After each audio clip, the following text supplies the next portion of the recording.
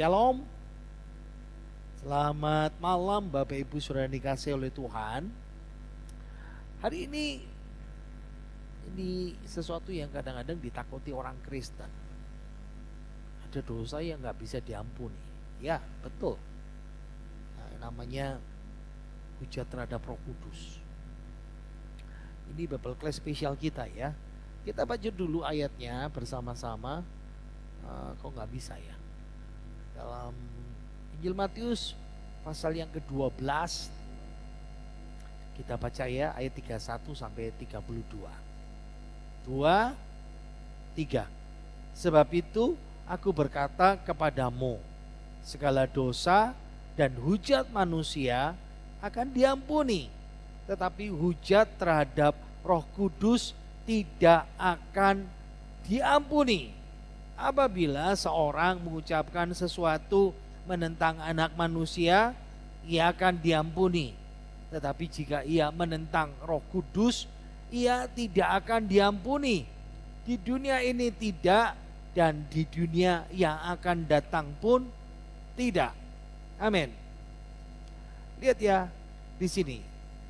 Apabila seseorang ayat 32 mengucapkan sesuatu yang menentang anak manusia, diampuni, bisa diampuni.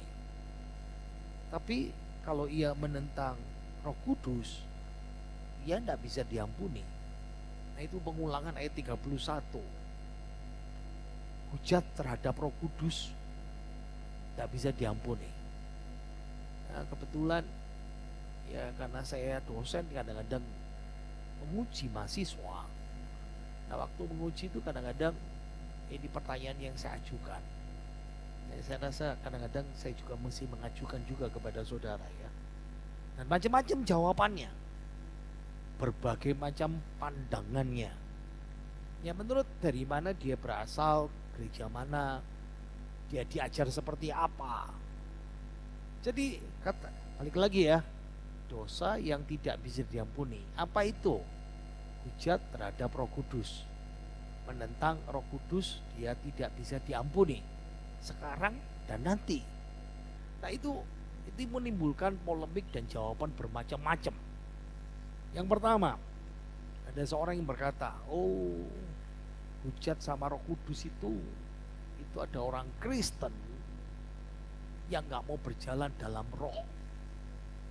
Itu ada orang Kristen yang tidak mau dipimpin oleh roh.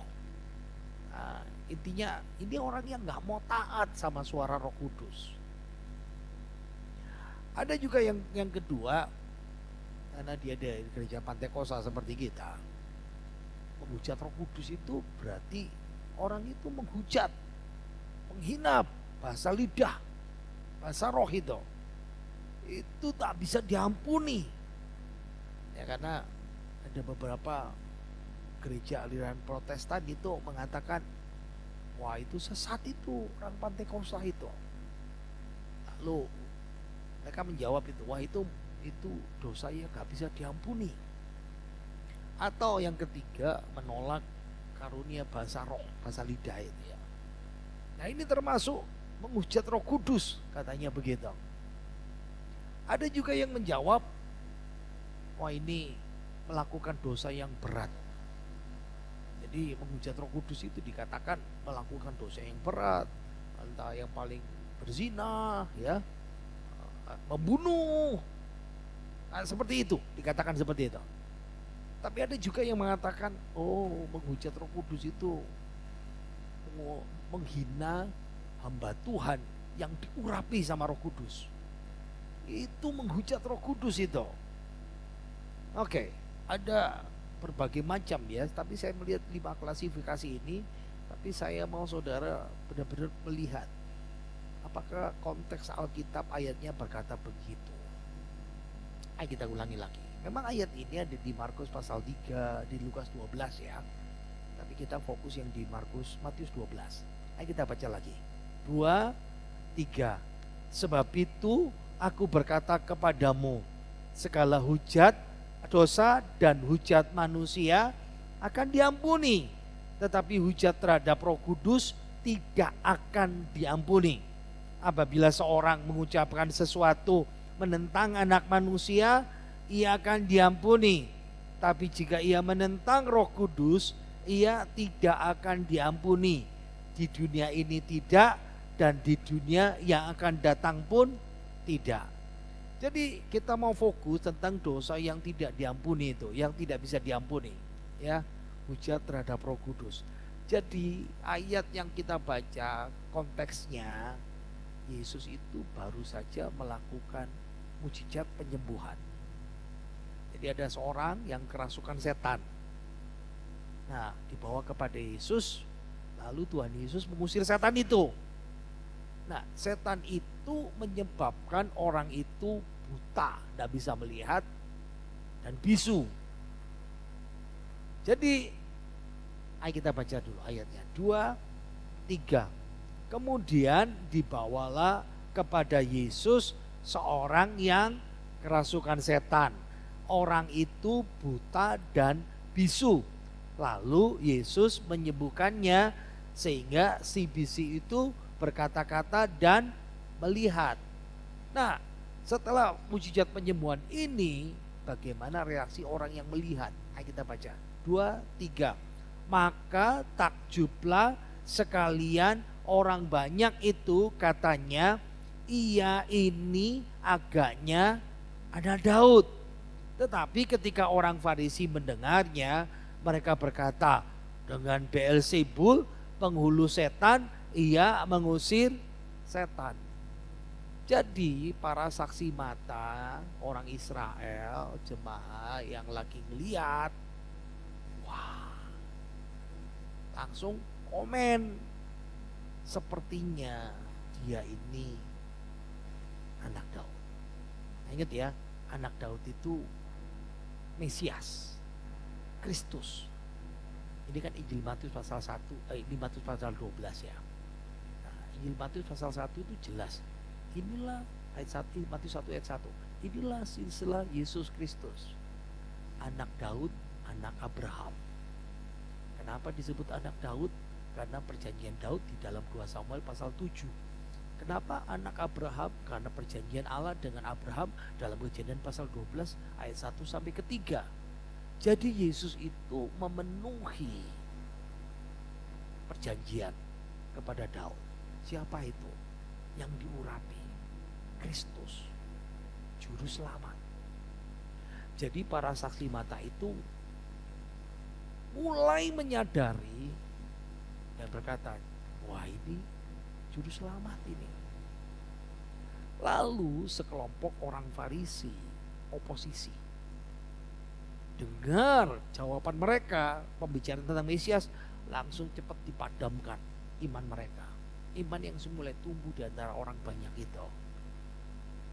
Saya tidak bisa baca ayat selanjutnya, tapi saya mulai jelaskan. Karena orang Farisi melakukan itu, Yesus mulai membantah. Ya, kenapa Yesus membantah? Karena orang Farisi berkata dengan Beelzebul.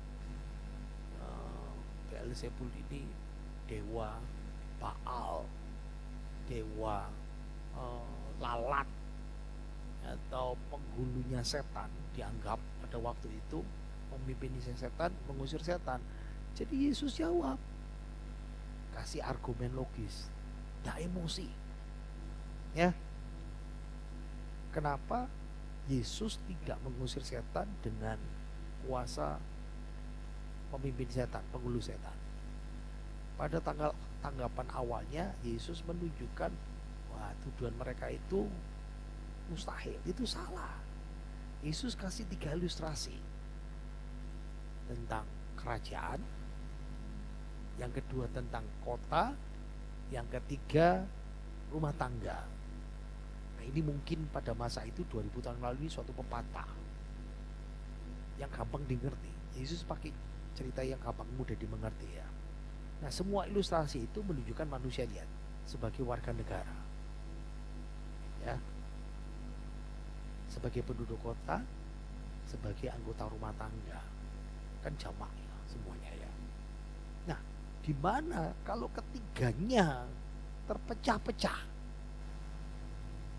Penduduk satu negara bertengkar, berperang, penduduk kota saling bermusuhan berperang, rumah tangga saling berperang, maka tiga institusi ini gak bisa bertahan. Kalau aku ngusir setan dengan kuasa setan. Nah, pendengar Tuhan Yesus itu paham sekali. Karena kasih ilustrasi tentang kerajaan kan. Kenapa? 2000 ini kerajaan Salomo 950 tahun sebelum Yesus. Nah, ini kira-kira tahun 30-an. Nah, Salomo itu hidup 950 sebelum Masehi. Anggapan 950 ditambah 30. Ya, hampir 1000 lah. Hampir 1000 tahun yang lalu. Waktu cerita ini, kerajaan Salomo itu pecah jadi dua. Yang satu namanya Israel, yang satu namanya Yehuda. Karena kerajaan tidak bisa bersatu, dua-duanya ambruk, tumbang. Israel jatuh ke tangan Asyur, Yehuda jatuh ke tangan Babel. Nah, setelah menggambarkan kebenaran ini, Yesus mulai menerapkannya. Kalau iblis mengusir iblis, dia akan terbagi. Dia akan melawan dirinya sendiri. Bagaimana mungkin kerajaannya bisa bertahan? Dan itu benar-benar tidak masuk akal. Ingat ya, iblis itu licik di Kejadian pasal 3. Tapi dia cerdas di 1 Petrus. Tidak mungkin. Nah, ingat ya, iblis itu juga Yesus ungkapkan ya. Iblis itu punya kerajaan-kerajaan. Ya, urutan-urutan seperti kita kan kalau di gereja, Yesus kepala gereja, lalu gembala, lalu majelis, komisi, pelayan Tuhan, jemaat. Itu pemerintahan. Di dunia kan juga sama ya. Ada raja, ya, ada pemerintah, itu, lalu ada pegawai raja, lalu ada rakyat. Nah, iblis itu sama. Ingat, itu disungkapkan di Efesus pasal 6 ayat yang ke-12.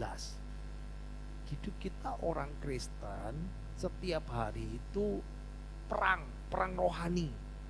Karena perjuangan kita bukanlah melawan darah dan daging, melainkan melawan pemerintah-pemerintah, penguasa-penguasa, penghulu-penghulu dunia yang gelap ini, dan roh-roh jahat di udara.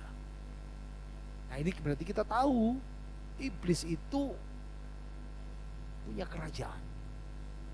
Jadi kenapa Yesus berkata iblis kalau melawan dirinya sendiri, tidak mungkin. Iblis itu lebih cerdas dari manusia. Pak, kok bisa begitu? Kita bilang memang manusia itu ciptaan yang paling mulia. Tapi ada namanya ciptaan yang sedikit lebih tinggi dari manusia, yang namanya malaikat. Dan iblis itu asalnya dari malaikat yang jatuh. Jadi tidak masuk akal buat iblis yang licik dan cerdas itu kalau dia perang sesama iblis. Lalu Yesus mulai melanjutkan inkonsistensi. Ilustrasi ini dihubungkan sama kehidupan orang Farisi. Kamu tidak konsisten waktu menghakimi. Karena Farisi menuduh Yesus mengusir setan dengan kuasa penghulu setan, Beelzebub, gitu. Lalu Yesus kasih jawaban pertanyaannya. Pakai, kalau kita versi NASB ya. Dengan kuasa siapakah anak-anakmu? Anak-anakmu itu berarti pengikutnya orang Farisi, mengusirnya. Jadi para pengikut orang Farisi masa itu dikenal dan diakui kadang-kadang melayani orang Israel, punya kuasa untuk mengusir setan. Kayak ginilah, gurunya jahat. Gini ya, ini Farisi kan orang gurunya jahat, tapi punya murid yang tulus ketika melakukan pelayanan seperti itu. Jadi Di sisi lain, orang Farisi itu bangga karena pengikutnya bisa melakukannya. Tapi sekarang Yesus melakukan yang sama, pengusiran setan yang menyembuhkan orang. Kenapa? Nah, kenapa murid orang Farisi tidak dituduh dalam ritual pengusiran setan itu pakai kuasa setan? Kenapa hanya Tuhan Yesus yang dituduh? Nah, ini nggak fair. Nggak fair itu. Yesus selalu gunakan logika supaya adil, biar murid-muridmu saja yang akan jadi hakim. Wah, itu seperti orang bilang itu skakmat, saudara ya. Tapi Yesus terus melanjutkan. Ayat 29, ayo kita baca. 2, 3. Atau bagaimanakah orang dapat memasuki rumah seorang yang kuat dan merampas harta bendanya apabila tidak diikatnya dahulu orang yang kuat itu. Sesudah diikatnya barulah dapat ia merampok rumah itu. Jadi Yesus kalau jawab itu pakai ilustrasi gitu ya. Jadi bagaimana orang kalau masuk rumah orang yang kuat lalu merampas harta bendanya, tidak diikatnya dahulu orang itu, baru diikat, baru bisa ngerampok. Wah, kok Yesus kok begitu sangar gitu ya.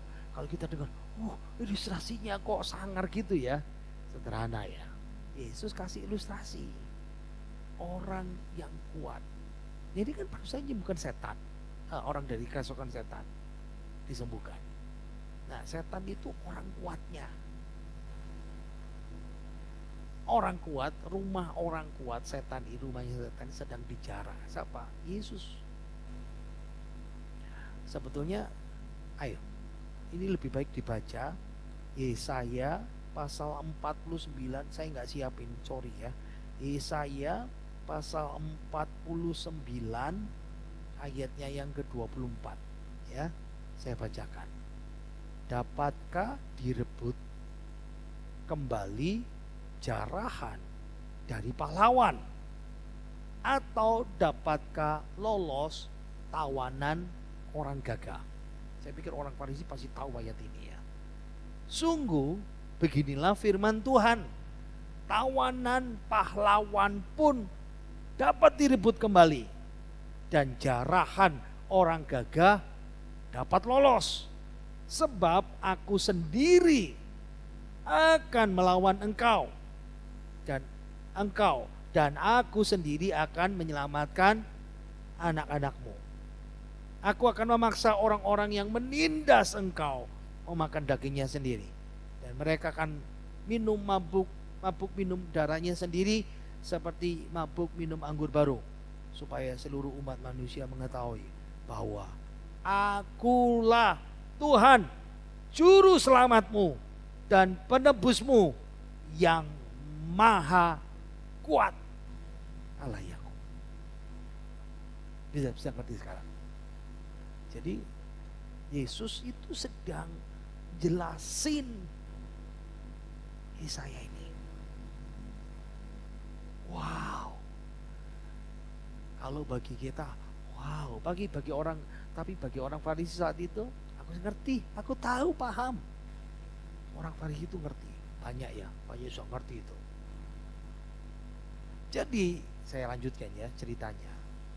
Lihat ya, saya sebetulnya kalau ngomong tujuan penyembuhan ini itu membuktikan, lihat ya, ayat 26 terakhir, supaya seluruh umat manusia mengetahui bahwa aku Tuhan adalah juru selamatmu dan penebusmu, Mesias, yang maha kuat. Yang maha kuat itu pasti Allah, Allah Yakub, Allahnya Israel. Sekarang saya lanjutkan. Jadi Yesus sedang membuktikan, aku ini Allahmu, aku ini juru selamat.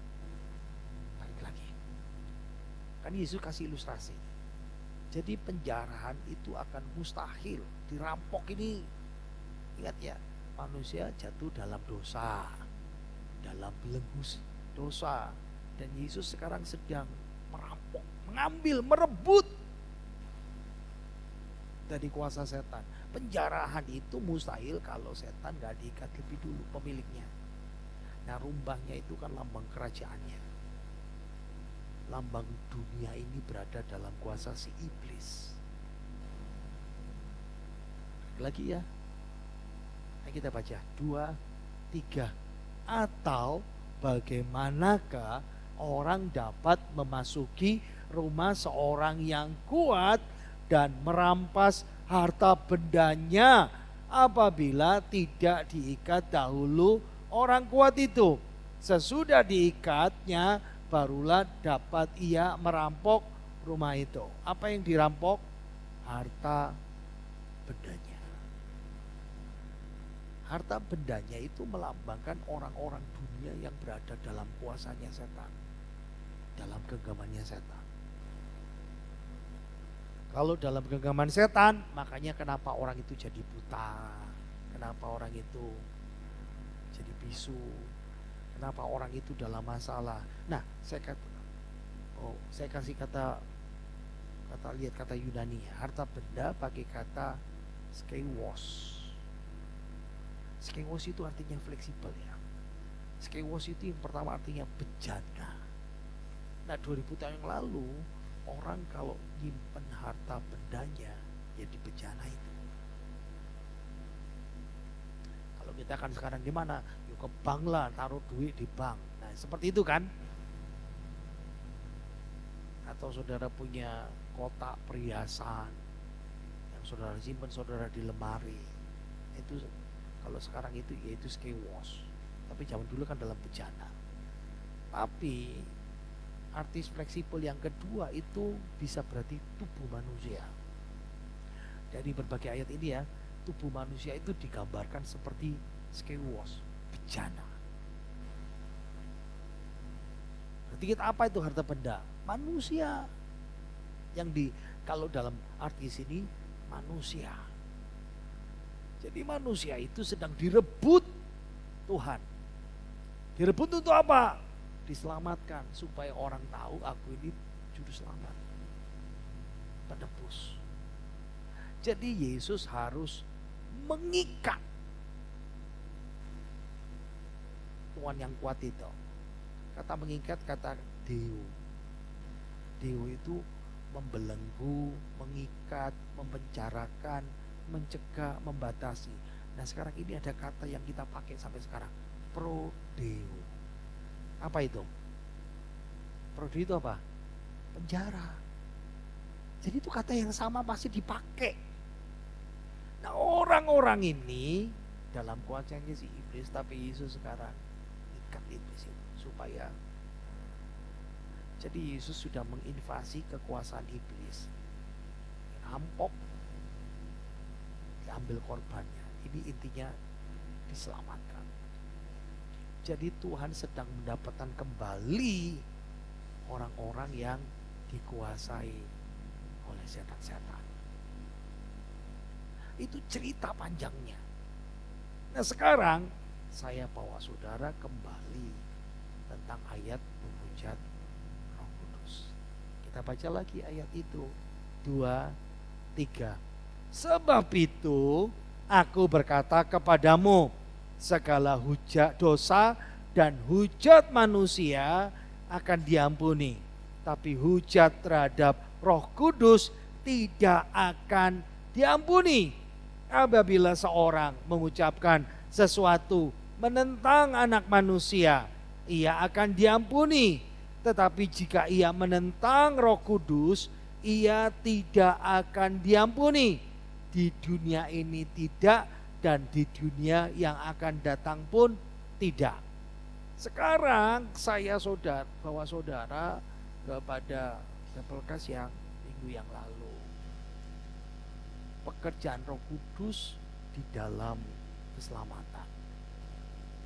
Ada 6. Yang nomor 1 itu namanya meyakinkan. sebelum orang itu diselamatkan. Jadi ada orang, nah misalnya ya, saya menginjil, saudara memberitakan Injil kepada orang yang belum percaya Yesus. Roh Kudus kerja pada saya, mengurapi saya, ya, memenuhi saya. Tapi Roh Kudus juga kerja sama orang yang belum percaya. Loh, Roh Kudus kerja, ya. Apa itu? Meyakinkan dia, convicting dalam bahasa Inggrisnya. Kalau dia sudah percaya, masuk tahap kedua, 3, 4, 5. Roh Kudus melahirkan dia kembali, Roh Kudus memeteraikan dia lagi, Roh Kudus membaptis dia lagi, Roh Kudus mendiami dia. Nomor 2, 3, 4, 5 itu bersama-sama. Kapan? Saat orang itu percaya. Dan kita kemarin belajar kan, loh, kenapa orang yang sudah percaya di Samaria sudah dibaptis, kok belum dibaptis Roh Kudus? Sudah dibaptis air. Saya jawab minggu lalu. Tapi kita mau konsentrasi di sini. Nah, sesudah kita jadi percaya, jadi orang Kristen, pengikut Yesus, ada masa-masa di mana kita dipenuhi Roh Kudus. Nah, sekarang saya mau fokus yang nomor 1. Apa itu? Convicting, meyakinkan. Ayo kita baca ayatnya. Yohanes 16 ayat 8 sampai 11. 2, 3. Dan kalau ia datang, berhenti. Ia ini siapa? Roh Kudus. Dan kalau ia Roh Kudus datang terus, 2, 3. Ia akan menginsyafkan dunia akan dosa, kebenaran, dan penghakiman. Akan dosa karena mereka tetap tidak percaya kepadaku. Akan kebenaran karena aku pergi kepada Bapa dan kamu tidak akan melihat aku lagi. Akan penghakiman karena penguasa dunia ini telah dihukum. Kalau Roh Kudus datang, ia akan menginsyafkan, meyakinkan. Pakai kata Yunani namanya eleko. Eleko itu artinya macam-macam. Jadi ini kata yang umum dalam dunia perjanjian baru. Tapi dalam Alkitab perjanjian baru itu dibatasi. Eleko itu seperti, ini loh salahmu. Eleko itu sedang meyakinkan, menginsyafkan. Makanya bahasa Indonesia menerjemahkan menginsyafkan. Tapi Alkitab bahasa Inggris menerjemahkan meyakinkan. Karena artinya sama. Eleko itu artinya luas ya. Bisa menegur. Kalau kita bilang nyeneni itu bahasa Jawanya. Atau eleko itu bisa menerangi, buat padang. Oh gitu tah. Bisa menegur, bisa membuktikan, bisa meyakinkan, bisa menghukum. Jadi tujuan eleko itu gampang. Orang ini belum percaya, dibawa supaya bertobat. Menuntut koreksi. Nah, ada tiga yang diyakinkan Roh Kudus. Dosa. Ya dosanya dunia, dosanya pribadi. Akan kebenaran. Yesus satu-satunya kebenaran. Akulah jalan dan kebenaran dan hidup. Akan penghukuman, neraka, penghukuman kekal. Jadi convicting, eleko, meyakinkan. Pekerjaan Roh Kudus itu apa? Meyakinkan, menempatkan kebenaran Injil oleh Roh Kudus pada keadaan jelas di hadapan orang sesat, belum percaya. Kayak gini, ketika saya nginjil, ingat ya, saya ini bukan pintar. Ngomong itu celometan, belepotan, mencolot sana, mencolot sini, ya. Sudah kepingin berusaha. Tapi Roh Kudus yang buka pikiran orang itu, menerangi orang itu, meyakinkan orang itu. Nah, entah sekali, entah 2 kali, entah berkali-kali diyakinkan, supaya ia orang sesat ini menyadari kebenaran, dosa dan hukumannya. Dan itu, lihat, tujuan akhirnya menuntut tanggapan. Kamu mau terima Yesus atau kamu tolak Yesus? Jadi pekerjaan Roh Kudus dalam keselamatan, ingat, orang ini belum percaya. Orang ini belum diselamatkan. Nah, jadi Roh Kudus saat ini, ya saat kita sekarang present terus, saat dulu waktu Yesus itu terus menginsyafkan dunia yang belum diselamatkan akan dosa, kebenaran dan penghakiman. Nah, waktu itu yang kita baca memang cuma Tuhan Yesus. Tapi kita tahu bahwa Roh Kudus itu meyakinkan orang Israel yang dengar berita Injil dari Yesus, yang lihat mujizat Yesus, sampai ngomong kan, agaknya, sepertinya, dan belum sampai titik percaya, sudah menyadari kebenaran, ini anak Daud. Stop. Jangan takut, saudara dan saya, Roh Kudus masih bekerja yang sama dengan kita. Amin. Jadi kenapa kalau dalam doa berkat saya selalu supaya anak-anakmu membawa jiwa untuk Tuhan. Orang Kristen paling takut kalau dengar seperti gitu. Saudara nggak sendiri. Saudara bekerja dengan pribadi Allah yang namanya Roh Kudus. Amin.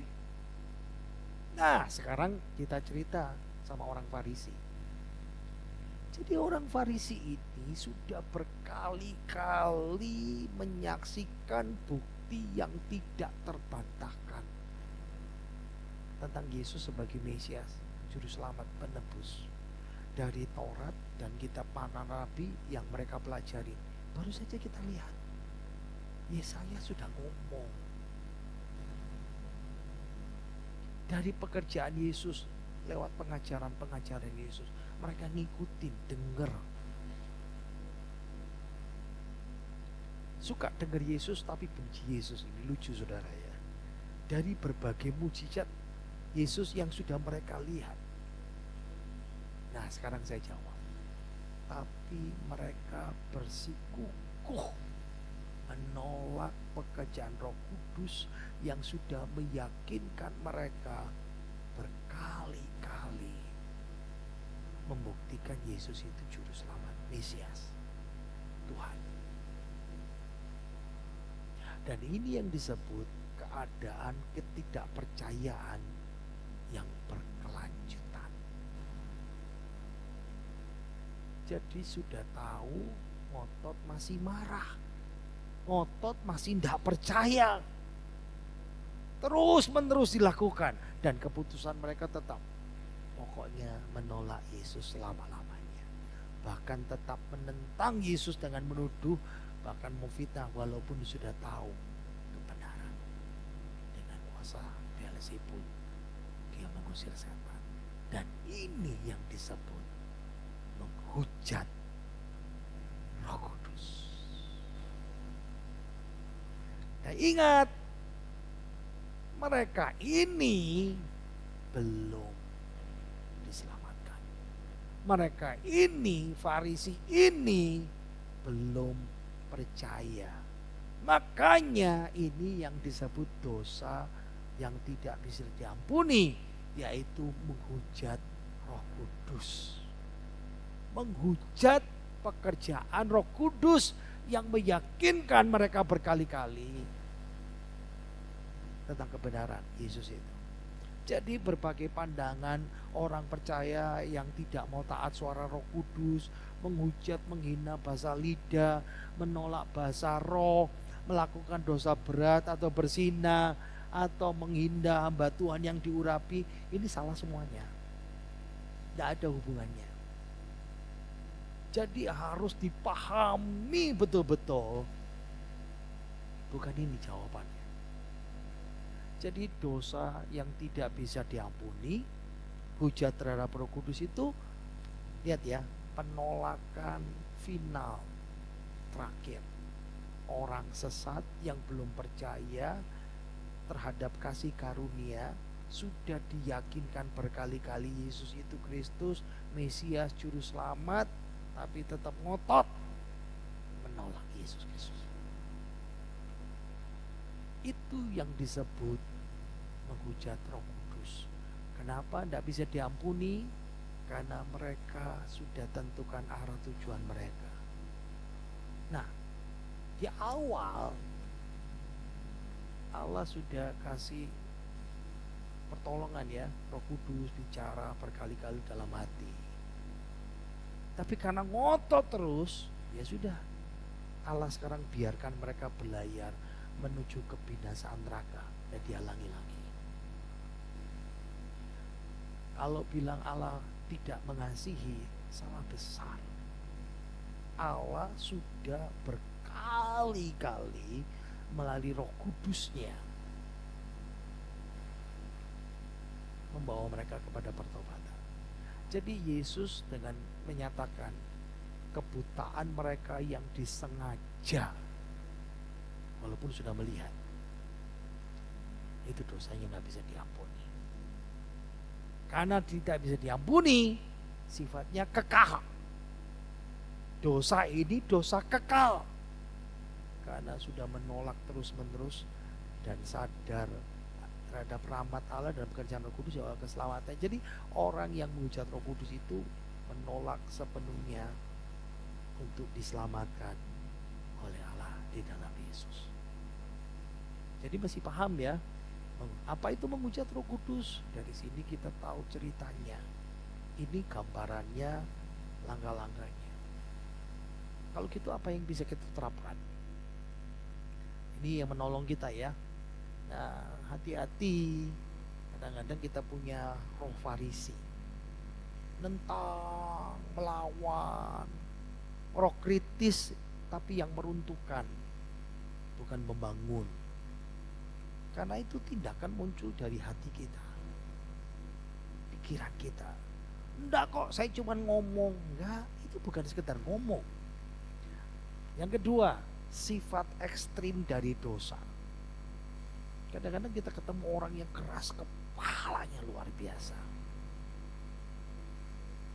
2, 3, 4, 5, 6 orang dikirim, diajak ngomong, tapi orang itu masih tidak mau. Sehingga pertobatan tidak mungkin lagi dilakukan. Dan semua kesempatan untuk pengampunan itu sudah ditolak. Buat kita apa lagi? Nah, ini meyakinkan identitas kita dalam Kristus. Oh, berarti menghujat Roh Kudus itu nggak pernah sudah dilakukan. Amin. Jadi kayak aminnya nggak yakin gitu saudara ya. Berarti kita tidak pernah melakukan menghujat Roh Kudus itu. Kalau kita sudah jadi anak Tuhan, anak Allah, kita sudah menerima keselamatan dalam Kristus, nah itu identitas kita, anak Tuhan, anak Allah. Amin. Berarti kita tidak akan menghujat Roh Kudus, karena itu dosa yang dilakukan oleh orang yang tidak percaya, yang sudah diyakinkan berkali-kali, tapi tetap menolak Yesus. Nah, di satu sisi Roh Kudus itu roh kebenaran. Ya, kalau kita salah, buat dosa, ya soto kaku-kaku, keras kepala, titik-titik gitu saudara ya. Disadarkan dosa kita, didorong, ayo pengudusan, ayo pembersihan, ayo koreksi, hidup benar lagi, bukan hidup dengan penghukuman Tuhan. Nah, ini kalau orang Kristen diomongin berkali-kali, wah tetai, nanti bukan dihukum neraka, tapi didisiplin Tuhan, diselentik. Loh, ini sudah diselentik 3-4 kali. Tanya, pasti pertanyaan banyak orang. Kalau ada orang seperti kayak gitu dinasihati berkali-kali tidak digubris, tahu enggak hukuman terakhir Tuhan? Hukuman terakhir orang yang percaya yang nggak mau bertobat, satu, mati. Dihukum mati sama Tuhan. Ya. Nah, keyakinan dan kepastian. Itu sebabnya Roh Kudus itu memberikan rasa aman dan kepastian akan keselamatan kita. Pak, rasa amannya dari mana? Saya balik lagi ya. Bentar, saya balik lagi di sini. Nah, di sini rasa aman. Saya bukan orang tidak percaya, tapi saya sudah dilahirkan baru. Saya sudah dimeteraikan Roh Kudus. Saya sudah dibaptis Roh Kudus. Saya sudah didiami Roh Kudus. Itu yang menolong kita. Dan ada satu masa-masa tertentu sepanjang hidup kita jadi orang Kristen, nomor 6 terjadi, kita dipenuhi oleh Roh Kudus. Hari ini kita sudah belajar tentang prinsip ini, ya. Ingat, Roh Kudus di dalam diri kita itu memberikan rasa aman. Saya sudah diselamatkan oleh Yesus.